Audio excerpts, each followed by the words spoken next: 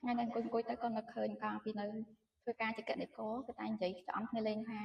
ទុកស្រីប្តី finance ទុកស្រីប្តី audit ដល់ទៅពេលគឺតែមានន័យថា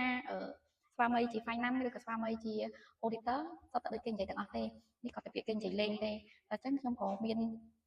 ប្រធានបទមួយនៅក្នុង managerial accounting ដែលគេនិយាយតាក់ទងជាមួយនឹងភាពវៃឆ្លាតក្នុងការចាយសាច់ប្រាក់អញ្ចឹងគេមានគោលការណ៍គេ3គេហៅថា 3E អញ្ចឹងគោលការណ៍ទី1គេហៅថា economy គេហៅថាប្រភេទជាអ្នកសេដ្ឋកិច្ច efficiency ផ្ដោតទៅលើផលិតភាពនិង effectiveness មានន័យថាផ្ដោតទៅលើប្រសិទ្ធភាពអញ្ចឹងសួរថាអីទៅដែរគេហៅថាសេដ្ឋកិច្ចហ្នឹងសេដ្ឋកិច្ចមានន័យថាការចាយវាយឲ្យសន្សំសំចៃមានន័យថាកម្រិតនៃការចាយវាយឲ្យបានតិចហើយត្រូវគោលដៅអញ្ចឹងឧទាហរណ៍ថាបើសិនជាយើងទិញរបស់មួយដែលមានម៉ាកដូចគ្នាហើយមានគុណភាពដូចគ្នាប៉ុន្តែហាង A មានតម្លៃធូរថ្លៃជាងហាង B អញ្ចឹងអ្នកសេដ្ឋកិច្ចប្រកាសជាជ្រើសរើសយកហាង A efficiency គឺផ្ដោតទៅលើការប្រើប្រាស់ធនធានដែលមាននឹងឲ្យអស់លទ្ធភាពអញ្ចឹងសម្រាប់អ្នកដែលគាត់មាន concept ជាកណីគឺគាត់តែងតែប្រឡេកទៅមើលធនធានដែលគាត់មានដូចជាធនធានទ្រព្យសម្បត្តិរបស់គាត់ធនធានមនុស្សឬក៏ធនធានហិរញ្ញវត្ថុរបស់គាត់ថាតើត្រូវបានប្រើប្រាស់អស់លទ្ធភាពឬនៅដូចជាបើសិនជាគាត់មានដីថាដីរបស់គាត់ហ្នឹងអាចបង្កើតជា cash inflow ឲ្យគាត់វិញអត់តាមរយៈការជួលឬមួយក៏ការធ្វើដំណាំស្រែចម្ការផ្សេង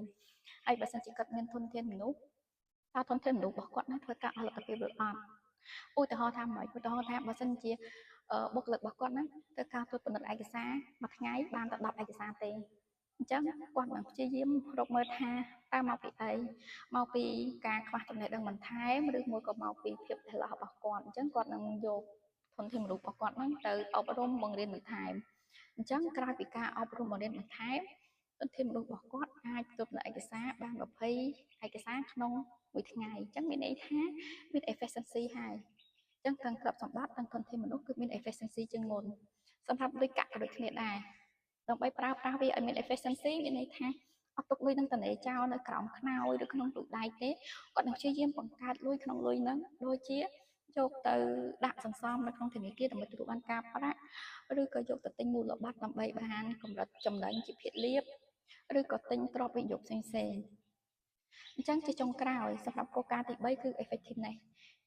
មានន័យថាតើអ្វីដែលយើងធ្វើហ្នឹងត្រូវគោលដៅយើងអត់មានន័យថាមិនមែនចេះតែធ្វើទៅហើយធ្វើខុសពីគោលដៅដែលយើងបានដាក់ការពីដើមដែលយើង start អាជីវកម្មហ្នឹងអត់ទេមានន័យត្រូវគោលដៅអត់ហើយបានសម្រេចទៅតាមគោលដៅអ្វីដែលយើងបានគ្រោងទុកឬនៅចឹងនៅខ្ញុំសូមឧទាហរណ៍បន្ថែមតាក់ទងជាមួយនឹង effectiveness